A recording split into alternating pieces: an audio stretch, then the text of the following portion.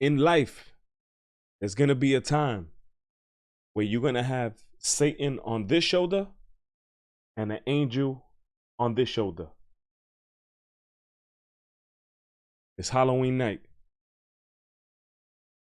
Satan tells you, if anybody move wrong, I don't care who's there. Take that free will, grab that gun, and start shooting. The angel says, if you shoot, you could kill somebody. It's best for you not to grab the gun and shoot. Or if not, you're going to do a lot of time in jail. And Satan goes, yo, but you gangster. How gangster you are. You take out your gun. The angel says, yo, you sure you want to do this? And you listen to this guy, Satan, and you shoot and kill one of the most important people out of the group of 30. Next on Course TV. I kept trying, kept failing, game plan, kept changing, dreams fading, started hesitating, couldn't deal with the agitation, it only led to that. First tonight and happening right now, the man accused of killing Migos rapper Takeoff is facing a judge. This is a live look at Patrick Clark in court at this moment, having his rights read to him as we speak. And investigators believe they caught him before he had a chance to flee to Mexico. 33-year-old Clark is charged with murder after police say he opened fire during an argument over a dice game at a party Takeoff was attending in downtown Houston. Takeoff was hit even though police say he had nothing to do with that dice game or the argument. Matt Doherty live outside the Harris County Jail in downtown Houston with the latest. Matt? Yeah, I'm not sure if you could tell from that live video, but he was chaperoned by about 10 officers. That's not normally how things go over here. We're told that he was separated from all of the other inmates and made his appearance very last. Patrick Clark stood before a judge for the first time as he was read the charges against him. Last night, Houston police say they arrested Clark here in East Harris County. Within a couple hours, I would say half the parking lot here was full of the police officers' cars. Stefan Godillo was here at Papa John's making pizzas when suddenly dozens of officers flooded the parking lot. But we saw the officers going inside and putting on bulletproof vests and armor and all kinds of vests. Pretty much looked like they were getting ready for some kind of raid. Houston police say Clark was taken into custody without incident. At a news conference today, police wouldn't give many details about the case or what led them to suspect Clark was the rapper's killer. HPD Chief Troy Finner said Takeoff was not the intended target outside of the downtown bowling alley that night. Definitely wrong place at the wrong time. The event was a private party. There was a lucrative dice game that went on at the event. There was an argument that happened afterwards outside the bowling alley, which led to the shooting. I can tell you that Takeoff was not involved in playing in the dice game. He was not involved in the argument that happened outside. He was not armed. Videos from the aftermath show witnesses fleeing the scene. Police say not one person stuck around to give police a statement about what they saw. The chief once again requested those who saw it happen come forward. We know who was on the scene, and we will be contacting and reaching out and finding those individuals. This is a murder. Again, Patrick Clark is making his first court appearance right now. We'll let you know what happens on KHOU.com. Earlier we mentioned that investigators were concerned that he might flee to Mexico. Well, according to the court documents, Clark recently applied for an expedited passport. When he was arrested, prosecutors found him with a Mexico itinerary and a bunch of cash.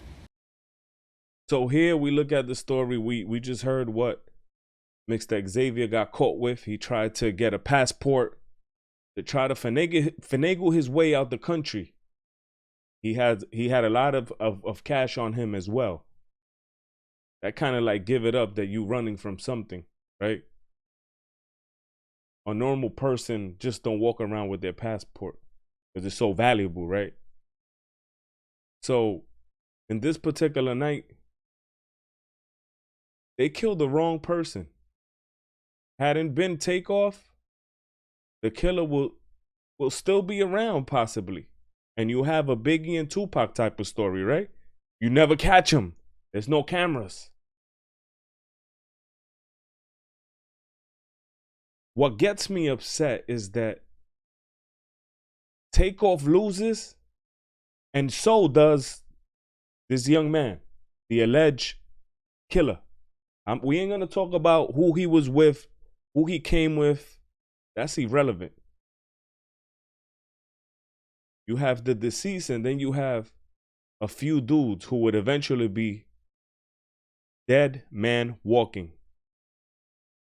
From this day on, if they guilty, they're gonna be like a hamster in a cage, where all they could do is eat and run in place. I hope that this story, the young brothers that are running wild, could look at it and learn from it. No matter how gangster you are, when you throw on that jail suit, things change. Now, they arrest a young brother who they got on camera that pulled out a gun. Was probably a good shooter, because he's holding the gun amongst celebrities. They lock him up, and there's a high percentage he might have talked. 22-year-old kid, pressure bust pipes, especially when you in that interrogation room. I don't care how gangster you are. It's just a few that stay shut and follow the code of the streets. In this case, they just picked up this young brother who is now the walking dead, unless he could get away with this. But now the whole America and the whole Houston and the whole Atlanta, the whole world is looking at him like he did it. Again, we're not going to get into where he's from or who he was with, but it's just a tragedy all around. And it pisses me off because this kid Takeoff, whether he's a multi-millionaire celebrity or not, he wasn't partaking in the dice game. According to witnesses, he was just watching the game, quiet, laying back, cool, calm, and collective. And so I asked myself, damn, the Reaper came to get the young, bright, superstar, good brother, quiet, always stuck to himself, mentions God. I heard a report where he hit a celebrity saying, "God bless you, how you doing?" Always the good one, man. And it breaks my heart. Not only Takeoff, but over a dice game, somebody's just wiped away from their families. And now in their holidays, I know it have to be real tough for one to even digest this type of killing. Had a bright future. He put on for his city. Everybody loved him. But because he's a celebrity, you catch who you think did it or who people are saying did it. Somebody got to take that fall. And Mr. Xavier Clark, I'm sorry for you too, because at this point, you're just the walking dead. And so these stories that happen, especially with these rappers, it's just an ongoing thing that happens time and time again. No dice game, no jury, no fast cars, no record playing on the radio is worth your life. In this case, in particular, they killed the wrong one. And so I hope that this is an eye-opener. Excuse me, I've been fighting pink eye for a while. But it's an eye-opener. I hope it's an eye-opener.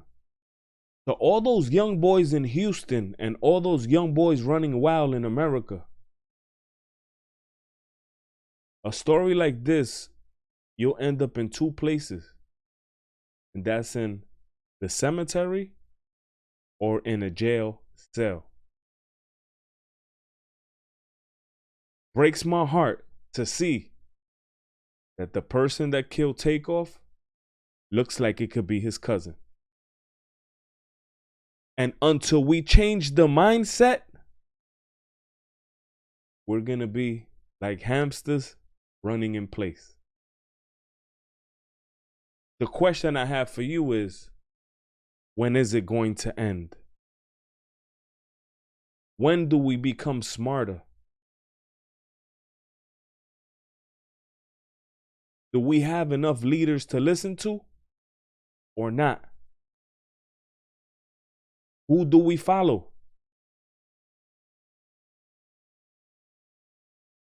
I say, follow God.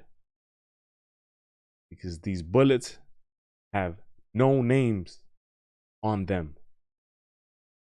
And you could be next. Thank you for watching. Before you go out that door, hit that like, hit that sub, share this video. America, young America, you are the leaders of the future. We need to wake up and smell the coffee. Be blessed. Stay vigilant. Stay encouraged. Another heartbreaking story, but go in peace.